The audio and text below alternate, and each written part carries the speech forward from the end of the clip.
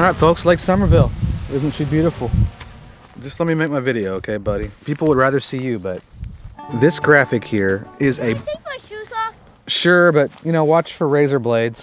What are razor blades? You'll know. Just watch where you step, because it's not a... It's kind of gross. Can you see this graphic here? It's a perfect representation of my career on loop. My guess is that most of you lifers in music or any art form whatsoever, if you put yourself out there, especially if you're trying to enter into the business world with all of this, I'm pretty sure you've all experienced these 3 stages at some point. I think we got it. Can we be quiet on set? No!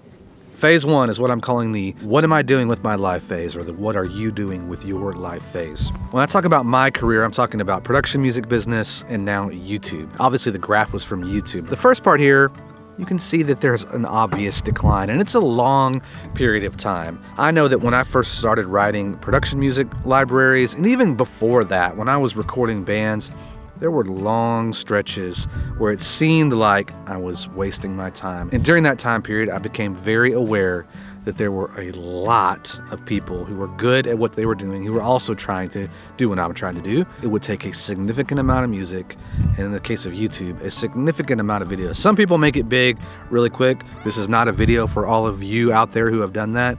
But for most of us, it takes a long time, and it's challenging. I've talked in depth about my journey in production music, so I won't harp on that too much. Making YouTube videos, I'm well over 100 videos, almost 3 years. But just when I was ready to give up the first time, something happened. And that's what I'm calling the second phase, making it big.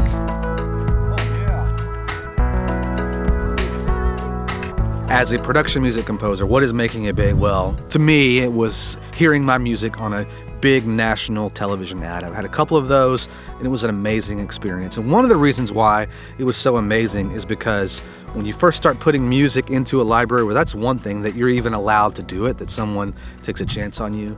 But when another person or group of people or a team, ad agency are creating something and they're responsible for making something great for their clients, and they choose the music that you wrote or that I wrote, well, that's a pretty special feeling. In YouTube, I've had a couple videos that have been pushed out and seen by a lot of people.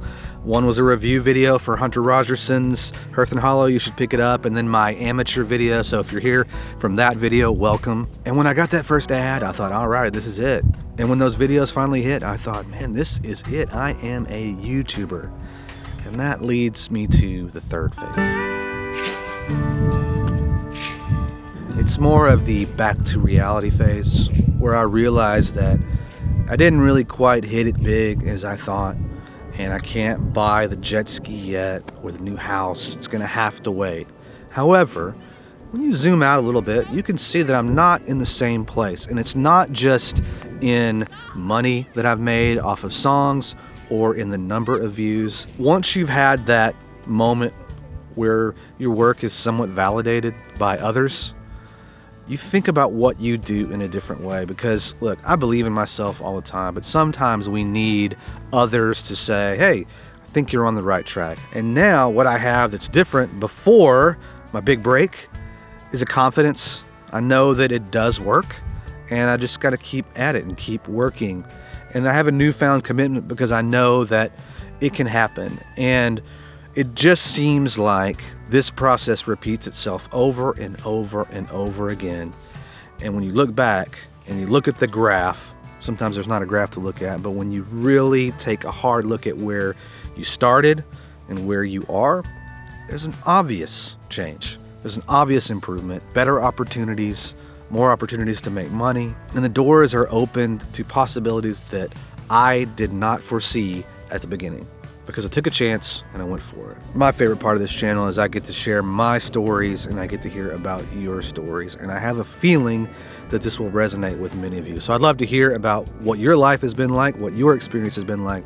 Leave that in the comments. In the very near future, I'm gonna try to sell you some drums. I think you're gonna like them. Talk soon.